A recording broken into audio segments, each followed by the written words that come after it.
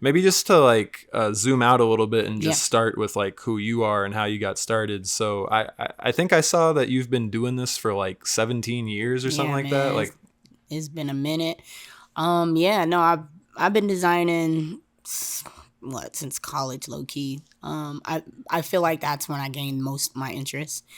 I was wanting to be an athlete, I grew up thinking like that was going to be my main thing, that my main occupation, or that was going to be something I was truly going to fall in love more with. And I ended up falling more in love with design, and got introduced by a mentor of mine who was like, yo, you're always talking about kicks, man, why don't you start into footwear? So that's how it originated, and I got it through college from running track and doing stuff, traveling, seeing different silhouettes and stuff, and always wondering why Arizona was so late to the game when it came to sneakers. So that's kind of like where I was like, yo, I'm going to make my own kick. And then seeing that there was a lack of women, that made it even more stronger for me to go into it even further. But yeah, I've been doing it for some time, man. Like, and I'm seeing like other people are getting into it even further, like the people that we look up to in the footwear game. But I'm still seeing less of us. It's still not a lot of like me. There's not a lot of like women either. So that's really what pushed me to really kind of go into this field.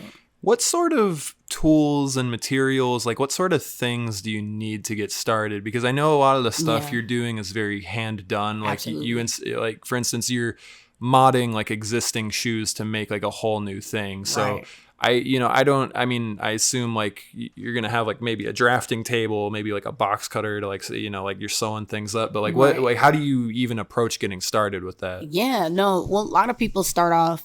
Well, for me, I started off with, like you said, I bought a shoe, like going to the mall, right? And then, I'm conceptualizing in my mind or designing through paper, like how would I like this shoe to look, or what would I want it to look like?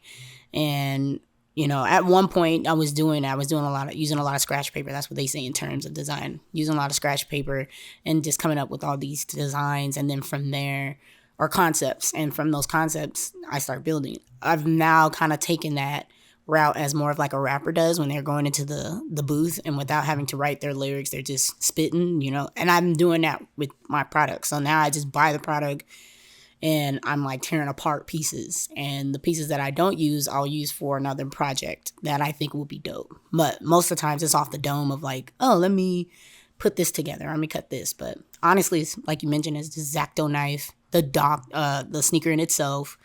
If you have several other shoes that you think you can add to it, that's another thing.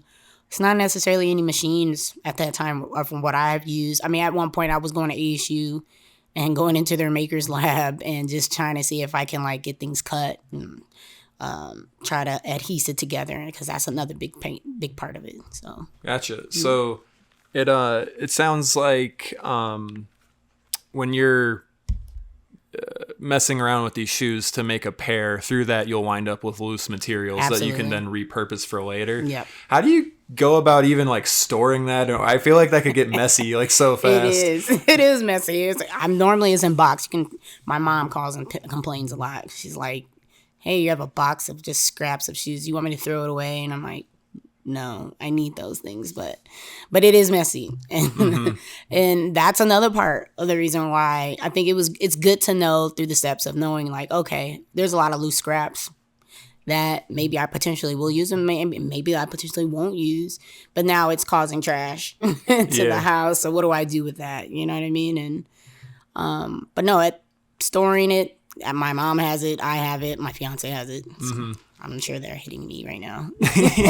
It sounds like good in the name of sustainability, though. Absolutely. Because, like you are producing whole new things, but you're not really needing to, produce more materials to do it. Right. When you were first starting off, how long would it take you to make a shoe or a pair of shoes, like just a single unit? Right. If I'm such a perfectionist, so it really depends. I can get it done in a day. I can get it done in 30 minutes. But if I'm sitting there like, yo, I really want to wow this person like even more, and I want to take my time on it, I give myself about 4 days to develop for sure. But that's about it. Okay. Nothing longer than that.